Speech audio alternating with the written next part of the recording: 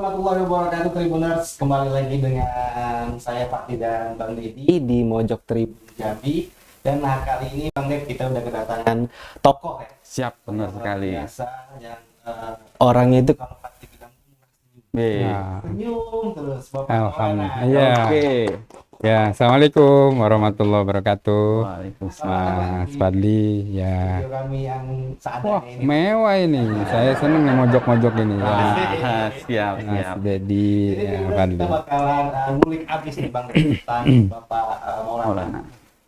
Sepak terjangnya Benar, seperti ya. apa, kisahnya dari awal seperti apa sampai nanti di jam 8 malam ya. Wah, 24 jam ya. Ya. Sampai jangan bosan ya Tribuners. Beliau ini Pak Bedi, Ya. mantan wakil wali kota Jambi. Ya. Sudah kenal semua. Ini udah kenal semua.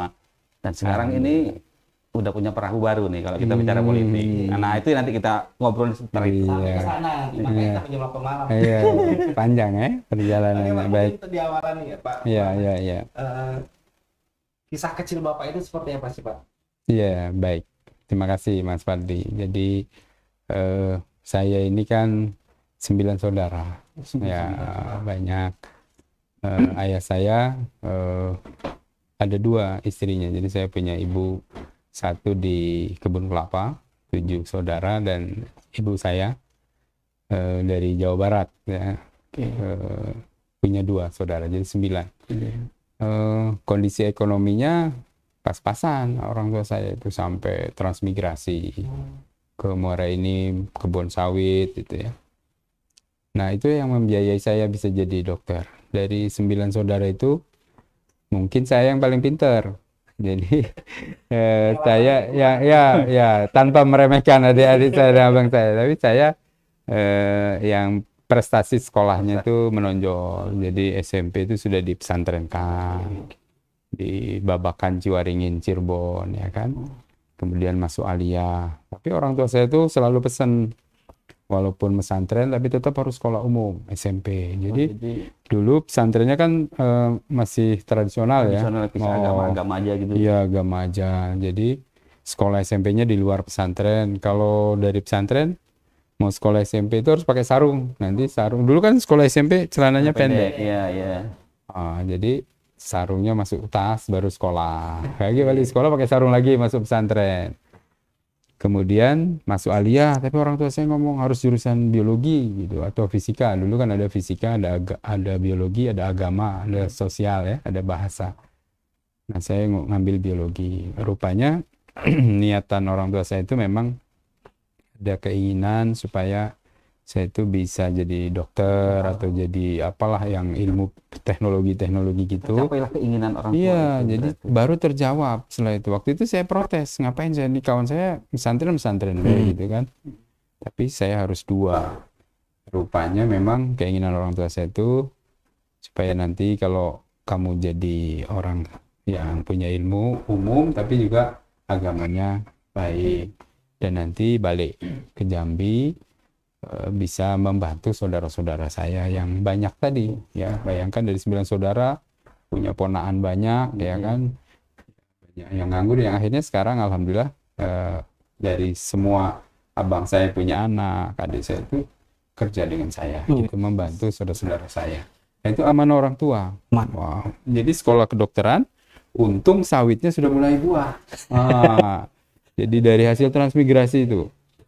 Tapi kapling itu akhirnya terjual sebagian besar. Jadi dari 5 tuh 4 terjual. 4 terjun. Karena saya sekolah tadi. Untuk sekolah. Walaupun saya beasiswa kan, tapi kan biaya hidup Tetap ngekos kan. iya. Saya di Malang. Di Malang ya? Iya. Satu alamat tuh. Oh iya, sama. Sama Brawijaya gitu. Oh sama. Cocok berarti nih jadi nih kayaknya. Saya di Malang. Sampai dapat orang Malang. Iya. Nah, Dokter Nadia itu Dokter Nadia. SD sampai spesialis di Malang. Kalau misalkan ini Pak, didikan orang tua apakah keras Pak dulunya? Orang tua saya itu dulu pejuang. Oh, pejuang. Iya, jadi ada militer-militernya lah. Oh, gitu ya. berarti semi-semi Sehingga keras berarti. semi keras. Disiplin, Pak, ya? Iya, tapi penyayang. Oh. Nggak pernah ada sampai menyakiti, nggak pernah. Tapi memberikan instruksi. Dan menurut saya almarhum ayah saya itu pinter, bahasa Belanda bisa. Oh. Ya, bahasa Inggris Turun ke jago. Bapak mungkin? Enggak, saya enggak bisa. Bentar, jadi kawan-kawannya luas, walaupun sekolah nggak tinggi, SR katanya dulu apa. Oh. Tapi terus jadi pejuang ya, ikut perang, jadi banyak bintang gerilya segala macam. Kemudian tadi komitmen pendidikan agama itu wajib. Jadi Wajib. dari kecil kalau maghrib belum di rumah itu marah besar, kita harus ke musola, Ya, ngaji dan sebagainya sampai tamat SD dipesantrenkan gitu ya. Dan itu memang orang tua saya itu meninggal ketika saya masih sekolah kedokteran, kuliah kedokteran semester 6. Meninggal. Makanya namanya saya abadikan jadi Institut Agama Islam Muhammad Aziz. Masa asik. Oh, Itu nama ayah saya, karena bentuk penghargaan saya sebagai pahlawan saya lah. Beliau lah yang membentuk karakter saya, berjuang sampai meninggal itu cuma punya sepeda ontel, bayangkan aja. Iya. Nggak mau dia, semuanya untuk anaknya. Luar biasa. Nah itu jadi kan itu tadi yang membentuk ya, Pak Maulana sampai sekarang. ya, Iya. Murah senyum juga mungkin karena iya sama. Ayah juga ya? Betul. Orang tua saya dulu ya di daerah Transmigran itu kan banyak orang susah ya. ya. Itu kalau di rumah ada beras, pernah satu sore saya duduk sama beliau itu terus ada orang lewat, agak hujan kan tanahnya masih kotor becek gitu ya. Nah, ini bukan batu kayak sekarang, tanah kuning ya. Ditanya ngapain, ini Pak di rumah nggak ada beras gitu. Baru mau cari pinjaman, itu langsung suruh ibu saya bagi 2 apa yang udah dikasih. Nah itulah, jadi orang tua saya ngomong waktu itu pendidikan berharga buat saya itu ya. Dia bilang kalau ada orang minta tolong ya dibantu semampunya, kalau udah bisa bantu lepas dia dengan senyum. Minimal jangan dimarahi, kita udah punya apa-apa, punya senyumnya sudah luar biasa. Nah itulah makanya saya senyum terus itu. Setidaknya bisa membantu senyum tadi. Rencana mau minjam 100 tadi udah senyum bapaknya nggak jadi. Iya orang tua Iya, ya betul. almarhum. Jadi saya itu kalau bisa bantu, kata orang tua saya bantu semampunya. Kalau udah bisa Senyum. jangan dikatoin, lepas dia dengan senyum, minimal hatinya teduh. Itulah, kalau saya udah bisa bantu senyum bela dulu. Yang penting senyumin aja. Senyumin aja. Iya. Pak, itu sebenarnya menarik pelajaran yang bisa dipetik dari kisah kita itu. Nah, sekarang kita agak maju ke depan. Iya. Kan Bapak baru menyelesaikan tugas nih Iya. sebagai wakil Wali kota. Ya. Sekarang apa kesibukan? Ya, jadi kan saya ini berkarir ya di ASN itu dari bawah. Ya, mulai dari dokter PTT di seberang, terus jadi staf, tukang antar surat, nyupiri kawan-kawan kalau ada pelatihan, terus naik jadi kasih, kepala seksi di dinas kesehatan, naik jadi kepala bidang, maju wakil wali kota 2013 dengan Pak Sumindra, kalah. Ya kan waktu itu yang lawan saya Pak Fasa menang, kalah. Tapi waktu itu cuti PNS-nya, jadi balik lagi dipercaya Pak Wali waktu itu Pak Fasa untuk jadi direktur rumah sakit. Jadi kalau karir dari segi ke ASN-an itu hampir di semua jenjang sudah saya lalui. Akhirnya 2018 maju jadi wakil wali kota bersama Pak Fasa. Alhamdulillah saya waktu itu sudah komit dari awal membantu beliau.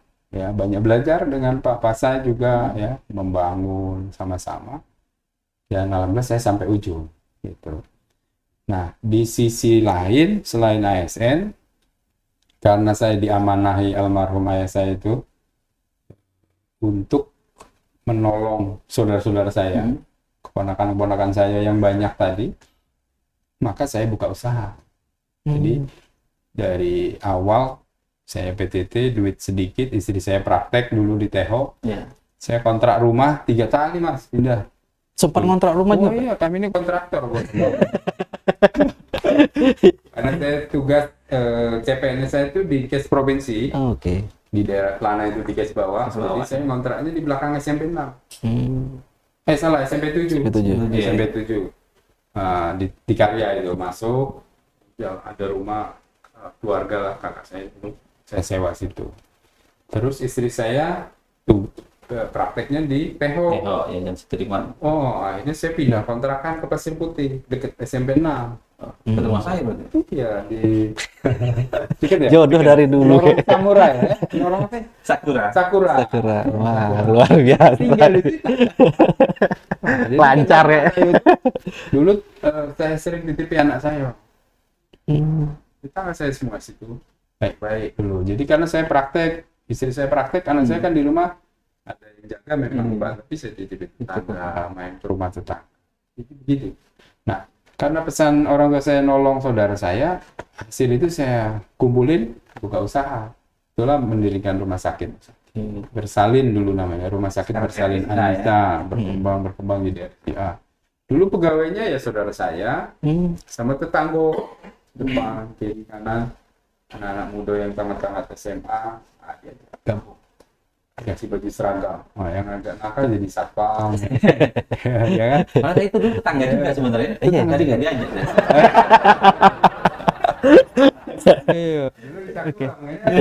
Nah, Berarti Pak sekarang sih bukan artinya mengurus bisnis lah salah satunya. ya, jadi saya kan membangun kampus.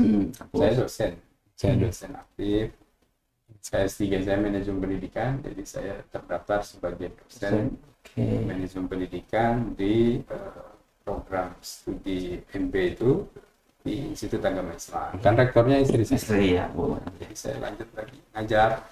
Kemudian saya punya pesantren mahasiswa.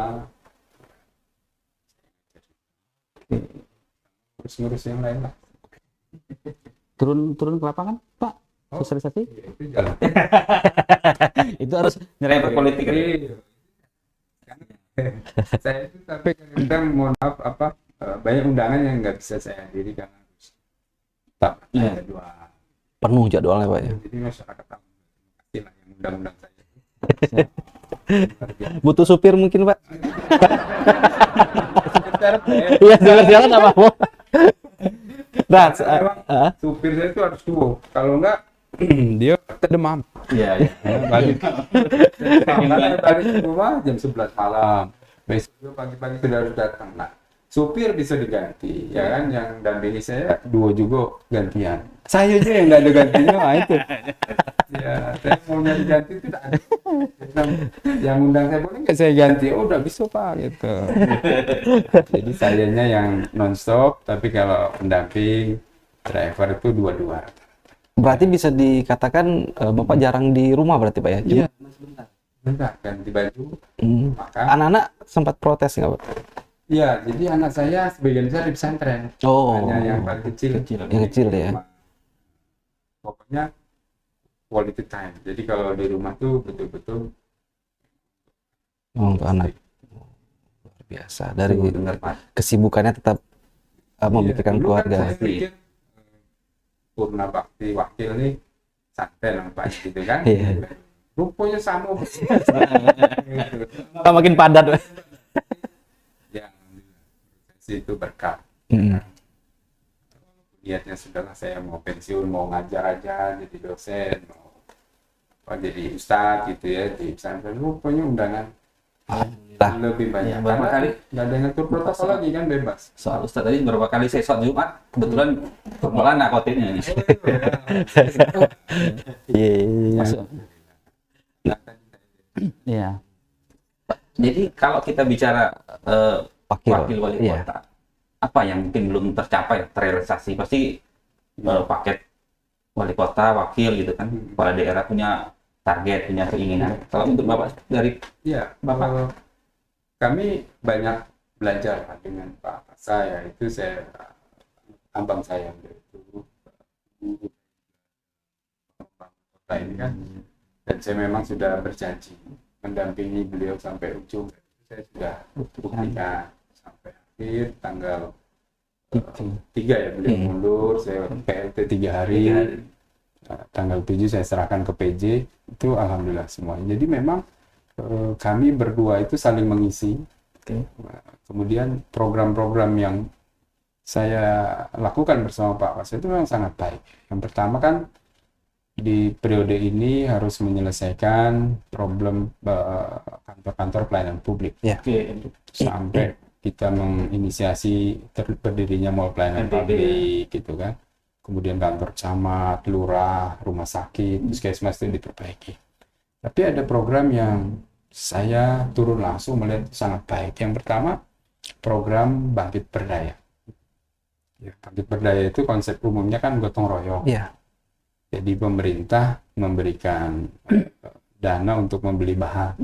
Itu pun tidak 100%, hanya 90-an persen modal untuk misalnya butuh semen berapa, kerikil berapa, bangun infrastruktur. Karena memang prioritasnya masih di kantor-kantor layanan publik, dananya kan butuh dana besar. Terakhir adalah kantor wali kota itu. Sehingga program itu jumlahnya tidak banyak. Mungkin satu kecamatan hanya beberapa titik gitu ya. Tapi itu program sudah saya catat keuntungan baik dari segi silaturahmi, keakraban antar mungkin yang selama ini di RT itu tidak pernah kumpul, dengan adanya Bangkit Berdaya itu kumpul gotong royong.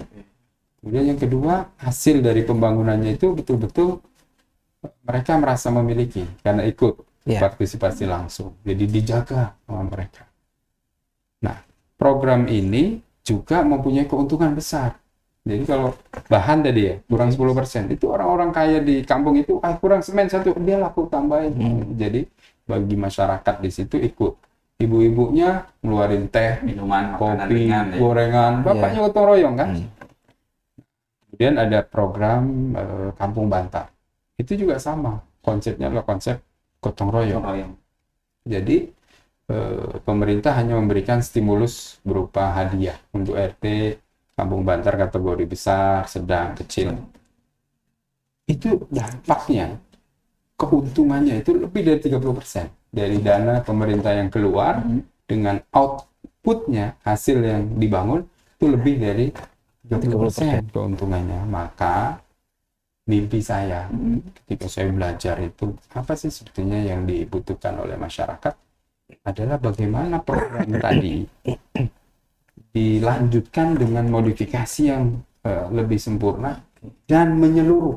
Mungkin sering dengar tuh tagline saya 100 juta per RT, bahwa kalau keputusan itu sudah diambil apapun itu kami selalu bersama. Pak, ini dompet istimewa, dia bilang. Saya bilang, apa istimewanya? Bapak boleh lihat, katanya. Ini itu ada gambar mahkota ini. Iya, saya dengan Pak Pasa sebagai guru saya, abang saya, nggak ada masalah.